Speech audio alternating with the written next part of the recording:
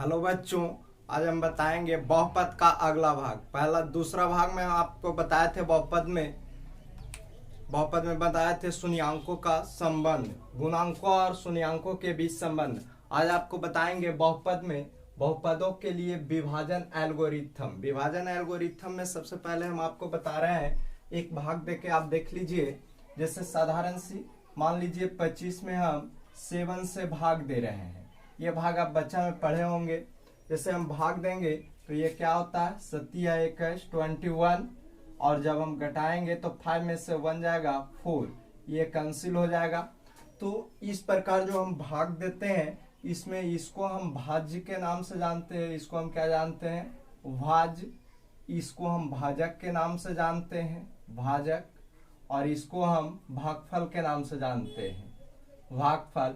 और ये जो हमें प्राप्त होता है इसको हम क्या बोलते हैं, शेषफल, है ना।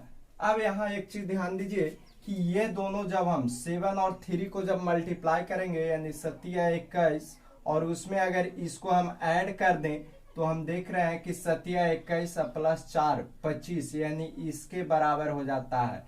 यानी 7×3 + 4 जो है वो 25 के बराबर आ जा रहा है। इससे हमें स्पष्ट हो रहा है कि इसको हम बोलते हैं जनरली रूप से भाज्य।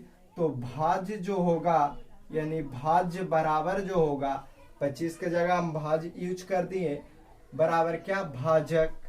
भाजक गुणे भागफल प्लस क्या हो जाएगा, शेषफल। शेषफल। तो ये चीज आप भाज्यता को जांच करने का नियम होता है, जो आप लोग पढ़े होंगे, है ना, कि भाग को किस प्रकार जांच किया जाता है। तो भाग को जांच करने का एक नियम होता है, भाज्य बराबर भाजक गुणे भागफल प्लस शेषफल। कभी कभी ऑब्जेक्टिव में इस टाइप के भी यही आपका रिलेशन दे देगा। यहाँ से जैसे इसको फिल इन द ब्लैंक्स, यहाँ आपका रिक्त स्थान छोड़ देगा और ऑप्शन में देगा भाज्य भाजक भागफल शेषफल। तो हम जानते हैं रिलेशन की भाज्य बराबर होता है भाजक गुणे भागफल प्लस शेषफल। तो जिस ऑप्शन में भाजक लिखा हुआ रहेगा वहां हम उस ऑप्शन को हम कलर कर देंगे। तो इस प्रकार अब ध्यान दीजिए, यहाँ जो है हम लोग क्या पढ़ रहे हैं, बहुपद के बारे में पढ़ रहे हैं। तो बहुपद में जो भाज्य है इसको हम px से डिनोट करते हैं। किससे, px से। सबसे पहले एक बात और यहाँ ध्यान दीजिए, यहाँ हम क्या देख रहे हैं कि ये जो था, ये भाज्य जो है वो हमेशा इससे भाजक से क्या होता है, बड़ा होता है। यानी कि 25 जो है वो ग्रेटर देन किससे है, 7 से। इससे हमें स्पष्ट है कि भाज्य जो होगा, यानी भाज्य है वो ग्रेटर देन किसका हो जाएगा, भाजक का होगा। भाजक का ग्रेटर देन भी हो सकता है या इक्वल भी हो सकता है। यहाँ तो ग्रेटर देन है, लेकिन बराबर भी रहेगा तब भाग पड़ेगा, और ग्रेटर देन भी रहेगा तब भाग पड़ेगा। दूसरा कंडीशन आप देखिए, इसमें क्या है, ये दोनों में देखिए, इसमें और इसमें। यहाँ देखिए ये शेषफल जो है वो सदैव भाजक से क्या है, छोटा है। यानी हम लिख सकते हैं भाजक ग्रेटर देन होता है किससे, शेषफल से। शेषफल से। यहाँ दो कंडीशन हमें निकल के आया, कंडीशन 1 और कंडीशन 2। कंडीशन 1 कहता है कि भाज्य जो है वो ग्रेटर देन होगा भाजक से, ग्रेटर देन भी हो सकता है या इक्वल भी हो सकता है। और दूसरा कंडीशन हमारा निकला कि भाजक जो होगा वो ऑलवेज ग्रेटर देन होगा शेषफल से। यानी इसमें भाग की प्रक्रिया तब तक चलते रहेगा जब तक कि शेषफल क्या हो जाए, भाजक से छोटा ना हो जाए, तब तक चलता रहता है। अब पोलिनोमियल में हम बताएं कि भाज्य जो होता है इसको हम px से डिनोट करते हैं, भाजक को gx से डिनोट करते हैं, और भागफल को qx से, और शेषफल को क्या से डिनोट करते हैं, rx से डिनोट करते हैं। अगर ये वाले जो रिलेशन जो हम निकालें, भाज्य बराबर भाजक गुणे भागफल प्लस शेषफल, इसमें अगर हम भाज्य के जगह px, भाजक के जगह gx, भागफल के जगह qx और शेषफल के जगह rx यूज कर दें तो हमें कुछ इस प्रकार से प्राप्त होगा। यानी px बराबर जो हमें प्राप्त होगा वो क्या होगा, px बराबर gx गुणे qx हो जाएगा प्लस rx। ये जो कंडीशन जो हमें प्राप्त हुआ इसी को हम बोलते हैं विभाजन एल्गोरिथम। विभाजन एल्गोरिथम बोलते हैं। इसमें भी दो कंडीशन होगा, जैसा कि यहाँ देखा भाज्य ग्रेटर इक्वल होता है भाजक का, तो भाज्य को हम px लिए हैं, तब px जो होगा वो ग्रेटर इक्वल हो जाएगा किसका, भाजक यानी कि gx का। और दूसरा कंडीशन जो हमें निकल कर आएगा वो कहता भाजक ग्रेटर देन होगा शेषफल का, यानी कि gx जो होगा वो ग्रेटर देन होगा किसका, rx का, क्योंकि शेषफल के जगह यहाँ हम rx यूज किए हैं और भाजक के जगह gx यूज किए हैं, भागफल के जगह qx और भाज के जगह कितना हम लिखे हैं px। तो कुछ इस प्रकार जो हमें रिलेशन प्राप्त होता है, यानी विभाजन एल्गोरिथम जो होगा, विभाजन एल्गोरिथम में हमें ये दो कंडीशन जो निकलेगा वो px बराबर होता है gx गुने qx प्लस rx। और यहाँ जो दो कंडीशन हमारा जिस प्रकार इस भाग में निकला था उसी प्रकार यहाँ पोलिनोमियल में बहुपद में भी हमारा कंडीशन निकलता है कितना, कि px ग्रेटर इक्वल होता है gx का और gx ग्रेटर देन किसका होता है rx का। अगर इस कंडीशन को फॉलो करता है तो वही विभाजन एल्गोरिथम को सत्यापित करेगा, अन्यथा विभाजन एल्गोरिथम को सत्यापित नहीं कर सकता है। अब आप हम पिछले वीडियो में हम दो घात तक बताए थे बहुपद, द्विघातीय बहुपद इस रूप में X square plus B X plus C. द्विघातीय बहुपद में शून्यांकों के बीच संबंध बताए थे, शून्यांकों और गुणांकों के बीच, कि मूलों का योगफल माइनस बी बटा ए और मूलों का गुणनफल कितना होता है सी बटा ए। तो यहाँ तक तो हम बता चुके थे। त्रिघातीय बहुपद जो रहता है वो इस टाइप से रहता है, A X cube plus B X square plus C X plus D, इस रूप में रहता है। इसमें जब हम बताए थे कि जितने बहुपद यानी जितने घात के बहुपद होते हैं उतना शून्यांक निकाला जाता है। तो इसमें दो घात का बहुपद है तो दो शून्यांक, एक अल्फा लिए और दूसरा क्या लिए थे, बीटा। ये जो बहुपद है वो त्रिघातीय बहुपद है, इसकी घात मैक्सिमम कितना है, 3 है। इसमें अतः इसमें क्या होंगे, 3 शून्यांक होंगे, एक अल्फा लेंगे, दूसरा बीटा और तीसरा हम क्या लेंगे, गामा। और तीनों में रिलेशन निकलेगा, रिलेशन इस प्रकार निकलेगा, मूलों का योगफल निकालेंगे तो alpha plus beta plus gamma equal to minus B बटा A, alpha into beta, beta into gamma और गामा इंटू अल्फा, इस रूप में रिलेशन निकलता है तो सी बटा ए। और तीनों का गुणनफल अल्फा बीटा और गामा इक्वल टू होता है माइनस डी बटा ए। तो ये रिलेशन हमारा निकलता है किसमें, त्रिघातीय बहुपद। अगर त्रिघातीय बहुपद हमें अल्फा बीटा और गामा तीनों मालूम हो, शून्यांक दिया हुआ रहे और उससे हमें त्रिघातीय बहुपद ज्ञात करना, तो उसके लिए बहुपद का फार्मूला होता है त्रिघातीय बहुपद का, X cube minus X square into alpha plus beta plus gamma और plus alpha X square X into alpha into beta plus beta into gamma plus gamma into alpha minus alpha into beta into gamma. ये त्रिघातीय बहुपद निकालने का सूत्र होता है। त्रिघातीय बहुपद जब आपका शून्यांक दिया हुआ रहेगा तब, और ऐसे इस रूप में। अब ध्यान दीजिए बच्चों, जैसे हम पहला वीडियो में आपको, इसके पिछले वीडियो में हम चर्चा कर चुके हैं और उसके बीच जो शून्यांक और गुणांकों के बीच जो संबंध जो स्थापित किया गया था उसके बारे में हम विस्तृत चर्चा किए थे और उसको हम प्रूव करके बताए थे। अब यहाँ देखिए, अब 3 घात हो गया, 4 घात, 5 घात, 6 घात, बहुत सारे घात हो सकता है, तो सभी का हम इस टाइप से रिलेशन निकालना संभव नहीं है। तो उसके लिए हम क्या करते हैं, जब किसी बहुपद, जैसे 2 घात वाला बहुपद रहता है, जैसे देख लीजिए एक एग्जाम्पल हम आप देख के बता देते हैं। एग्जाम्पल,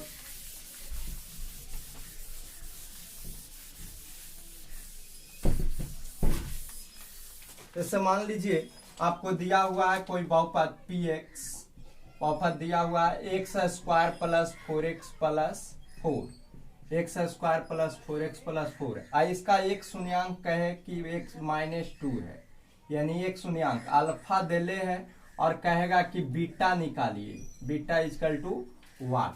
तो शून्यांक निकालने का जो तरीका होता है, एक तो हम क्या करेंगे, ये गुणनखंड जो होता है, ये अल्फा और बीटा जो शून्यांक निकलता है वो x का वैल्यू होता है। वो क्या होता है, x का वैल्यू होता है। इसका मतलब x का एक वैल्यू दिया हुआ है -2 और दूसरा वैल्यू जो होता है x का, क्योंकि द्विघातीय बहुपद है तो x का 2 वैल्यू निकलेगा और वही 2 वैल्यू को एक का अल्फा नाम पड़ता है, दूसरा को बीटा। तो जैसे x का मान अगर -2 दिया हुआ है और इसको इस साइड लाएंगे तो x + 2 इक्वल टू क्या हो जाएगा 0। और ये जो हमें प्राप्त होगा ये इस बहुपद का गुणनखंड होगा, यानी एक गुणनखंड जो होगा इस बहुपद का वो कितना हो जाएगा, गुणनखंड x + 2 हो जाएगा। अब जब हम इससे इस गुणनखंड से इसमें हम भाग देंगे तो भाग देने पर जो भागफल होगा और भागफल को जब हम फैक्टराइज करेंगे और उसके बाद जो हमें शून्यांक प्राप्त होगा वो इस बहुपद का दूसरा शून्यांक निकलेगा। और एक चीज और आप ध्यान में रखें कि जब हम गुणनखंड एक गुणनखंड पता चल जाता है किसी बहुपद को और उससे जब हम भाग देते हैं तो शेषफल ऑलवेज 0 होता है, यानी शेषफल कभी बदलता नहीं है, यानी शेषफल दूसरा नहीं आएगा। शेषफल जब भी आएगा तो क्या आएगा 0। अगर 0 नहीं आ रहा है तो समझ आइए हमसे मिस्टेक हो गया है। अब इसमें हम देखिए इससे हम डिवाइड करते हैं x² + 4x + 4, इसमें हम डिवाइड कर रहे हैं x + 2 से। भाग देने का रूल तरीका क्या होता है भाग देने का, वो ध्यान दें। पहला स्टेप और इसका पहला स्टेप ये px है और ये gx, जो एक गुणनखंड हमें प्राप्त होता है इसको हम क्या बोलते हैं, gx बोलते हैं, x + 2। अब इससे हम जो भाग देंगे, जो भागफल हमें इधर प्राप्त होगा वो कैसे प्राप्त होगा वो ध्यान दें। यानी पहला सबसे पहले हम ध्यान देंगे किस प्रकार इससे इसमें लगाएंगे। तो लगाने के लिए पहला जो चर राशि होता है और पहिल का ये पहला टर्म से पहला टर्म में भाग दिया जाता है। तो जब हम x² में x से अगर हम भाग दें तो एक x कट जाएगा तो बाकी एगो x बच जाएगा, प्लस में x बच रहा है और वही चीज यहाँ लिखा जाएगा। और इससे हम ये दोनों में जब हम मल्टीप्लाई करेंगे तो जितना आएगा वो यहाँ लिख देंगे। तो एक से इसमें गुना करेंगे तो x², अब प्लस क्या आ जाएगा, इसमें गुना करेंगे तो 2x। अब देखिए चिन्ह जब हम बदलते हैं तो ध्यान दिया जाता है नीचे वाला, ऊपर वाला से हमें कोई लेना देना नहीं है। नीचे वाला देखेंगे अगर प्लस में रहे तो माइनस में हम लिखेंगे, अगर माइनस में दिया हुआ रहे तो प्लस में लिखेंगे। तो यहाँ देखिए पहला टर्म भी प्लस में है तो माइनस यूज करेंगे, दूसरा भी प्लस में है तो इसको माइनस यूज करेंगे। अब ये पहला स्टेप दोनों में मिल रहा है, यहाँ भी x², यहाँ भी x², ये प्लस में है और ये माइनस में, तो प्लस माइनस कैंसिल हो जाएगा। यहाँ देखिए 4x प्लस में है और 2x माइनस में है, तो 4x प्लस की संख्या ज्यादा है और माइनस की संख्या कम है, तो प्लस 2x हमें प्राप्त होगा और यहाँ से हम +4 उतार देंगे। पुनः अगले स्टेप में भी पहला टर्म से भाग देंगे। तो जब हम 2x से भाग देंगे x में तो x कैंसिल, तो 2 आवेगा। 2 कैसा है, प्लस में है, इसलिए यहाँ हम +2 लिखेंगे और ये +2 से इसमें हम मल्टीप्लाई करके यहाँ लिख देंगे। जैसे 2 से गुना करें x में तो 2x, फिर 2 से अगर 2 में गुना करेंगे तो 2 दूनी क्या हो जाएगा 4। अब देखिए पुनः ये दोनों प्लस में है तो ये दोनों माइनस में हो जाएगा, क्योंकि चिन्ह परिवर्तन जब भी होता है तो नीचे वाला देख के, ऊपर अगर माइनस में भी रहेगा या प्लस में रहे उसे हमें कोई लेना देना नहीं है। सिर्फ निचला जो स्टेप होगा उसमें देखेंगे प्लस रहे तो माइनस यूज करेंगे और माइनस रहेगा तो प्लस, लेकिन यहाँ दोनों प्लस था इसलिए दोनों माइनस। अब ये दोनों सेम है ये भी कैंसिल, ये दोनों सेम है ये भी कैंसिल, यानी शेषफल हमें 0 आ गया, यानी Rx का जो वैल्यू है वो क्या आ गया 0। हम क्या बताए थे कि जब एक गुणनखंड हमें मालूम रहता है तो उस बहुपद में जब हम भाग देते हैं तो शेषफल ऑलवेज क्या होते हैं 0 आता है। देखिए शेषफल यहाँ 0 आ गया और जब 0 आ जाता है तो जो हमें यहाँ गुणनखंड प्राप्त हुआ, यानी जो हमें भागफल प्राप्त हुआ, जो इधर हमें भागफल प्राप्त हुआ उस भागफल से हम अगला शून्यांक निकाल सकते हैं। तो ये भागफल यानी QX जो हमें प्राप्त हुआ x + 2, इसको जब 0 कर देंगे तो x + 2 = 0, तो x बराबर हो जाएगा -2। यानी पहला शून्यांक अल्फा का मान -2 था और बीटा का मान भी कितना आ गया -2 आ गया।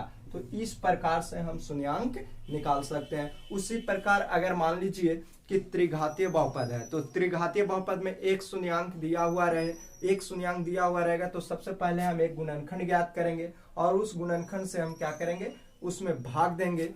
तो जब एक बहुपद एक शून्यांक मालूम रहेगा और उसमें भाग देंगे तो द्विघातीय बहुपद के रूप में हमें प्राप्त होगा। और जब द्विघातीय बहुपद को जब हम तोड़ेंगे, जब उसको हम भागफल जो द्विघातीय बहुपद के रूप में जो भागफल हमें प्राप्त होगा उसको जब हम तोड़ेंगे तो उससे हमें 2 शून्यांक और मिलेगा, क्योंकि त्रिघातीय बहुपद में 3 शून्यांक होते हैं, अल्फा, बीटा और गामा, और उसके बीच फिर हम रिलेशन निकाल सकते हैं। एक और एग्जांपल आप देख लें।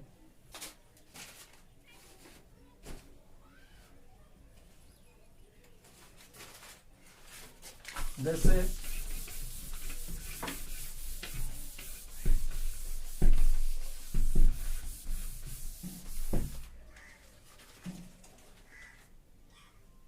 एक एग्जांपल त्रिघातीय बहुपद का देख लें। जैसे px इक्वल टू दिया हुआ है x cube minus 3x minus x अब प्लस 2, इसका एक शून्यांक यानी अल्फा बराबर दिया हुआ है कितना 1, सॉरी अल्फा का मान कितना दिया हुआ है 1।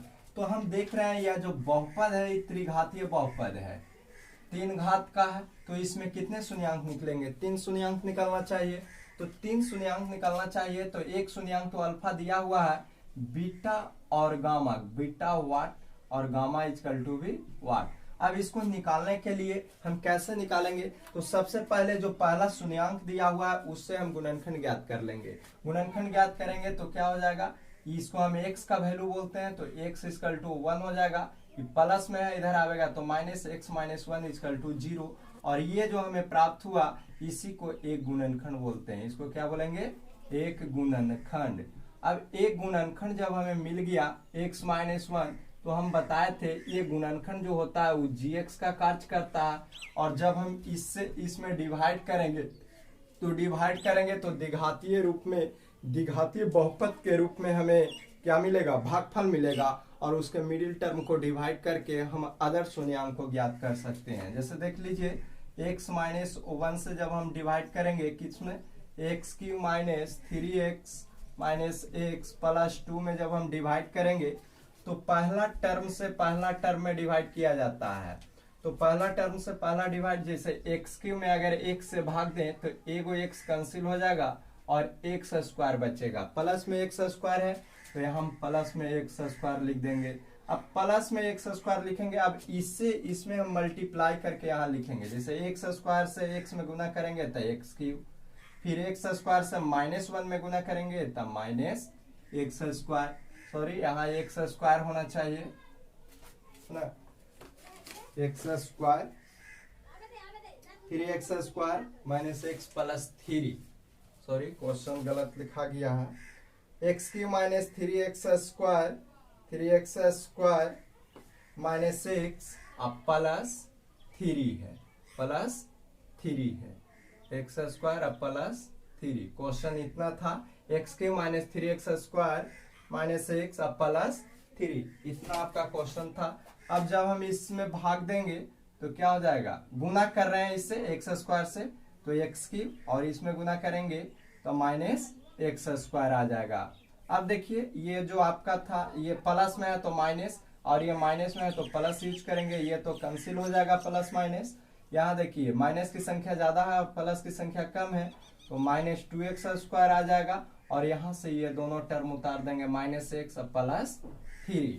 फिर फर्स्ट टर्म से भाग देंगे, यानी माइनस 2x स्क्वायर में भाग देंगे किससे, x से, तो एक से एक एक्स कट जाएगा तो माइनस 2x बचेगा, और इतना मरतबा यहाँ लगा देंगे माइनस 2x मरतबा। अब माइनस 2x से जब हम इसमें गुना करेंगे x में तब माइनस 2x स्क्वायर आएगा, और फिर माइनस 2 से गुना करेंगे 1 में तब प्लस 2x हो जाएगा। अब इस प्रकार कर देंगे। अब देखिए ये है माइनस में तो प्लस यूज करेंगे, ऊपरला से हमें कोई लेना देना नहीं है, ये प्लस में है तो इसको क्या करेंगे माइनस में कर देंगे, ये प्लस माइनस कैंसिल हो जाएगा। ये देखिए माइनस 2x और माइनस एक्स माइनस 3x हो जाएगा, और यहाँ से प्लस 3 हमें मिल जाएगा, उतार देंगे वहां से। अब पुनः पहला टर्म से भाग दीजिए तो माइनस 3x बटा एक्स कैंसिल तो कितना हो जाएगा -3, यानी -3 मतलब यहाँ पुनः लगेगा। अब -3 से इसमें मल्टीप्लाई करोगे गुना तो -3x आ जाएगा, अब +3 हो जाएगा, ये प्लस हो जाएगा और ये माइनस, ये कैंसिल, ये भी कैंसिल, 0, यानी कि rx का जो वैल्यू है वो कितना आ गया 0। हम पहले ही बताए थे कि जो एक गुणनखंड हमें प्राप्त होता है उससे जब हम भाग देंगे तो भागफल जो शेषफल जो होगा ऑलवेज क्या होता है जीरो आ जाता है। और जो इधर जो हमें प्राप्त हुआ भागफल, उस भागफल को अगर मिडिल टर्म यानी मध्य पद को जब हम तोड़ेंगे और उससे जब हम फैक्टर के रूप में शून्यांक निकालेंगे, जो हमें शून्यांक मिलेगा वही हमें बीटा और गामा होगा। जैसे देख लीजिए x square minus 2x minus 3 है, इसका फैक्टर गुणनखंड तोड़ेंगे तो क्या हो जाएगा, एक्स स्क्वायर अब माइनस 3x अब प्लस एक्स हो जाएगा अब माइनस 3, ये दोनों में कॉमन लीजिए तो x माइनस 3 प्लस ये दोनों में 1 कॉमन तो x अब माइनस 3, तो x प्लस 1 हो जाएगा और x माइनस क्या होगा 3 हो जाएगा। अब इसको जब हम शून्यांक इसका निकालेंगे तो शून्यांक निकालने के लिए क्या करेंगे, बराबर में जीरो ले लेते हैं, शून्यांक निकालना है ना, इसलिए बराबर में क्या करेंगे जीरो ले लेंगे। तो x प्लस 1 बराबर जीरो तो x बराबर माइनस 1 और इसका हो जाएगा x माइनस 3 बराबर जीरो तो x बराबर प्लस 3। इस प्रकार जो ये शून्यांक निकला, एक बीटा हो गया और एक आपका क्या हो गया गामा। तो त्रिघातीय बहुपद में आपने देखा कि त्रिघातीय बहुपद के हमें एक शून्यांक मालूम था, तो अदर शून्यांक को हम उसका एक गुणनखंड निकाल के और अदर शून्यांक को हम क्या कर दिए निकाल दिए। तो इस प्रकार हम बहुपद यानी पोलिनोमियल, अगर चतुर्थ घातीय बहुपद हो, चतुर्थ घातीय बहुपद हो और द्विघातीय बहुपद के रूप में अगर भागफल दिया भाजक अगर दिया हुआ रहे तो भाग देने के बाद जो भागफल आवेगा वो द्विघातीय के रूप में आएगा और उसे जब हम तोड़ेंगे तो अदर शून्यांक हमें प्राप्त हो जाएगा। अब यहाँ जो हम ये लगाने, ये जो भाग लगाते हैं, भाग लगाने की प्रक्रिया जैसे आप देख लीजिए, जैसे यहाँ हम क्या करते थे, इससे इसमें गुना करके इन्हें लिखे। जैसे मान लीजिए अगर 7 से हम 26 में अगर भाग दे रहे थे तो 7 या 21 है ना, अब क्या हो जाता था यहाँ 5 ये कैंसिल हो जाता था।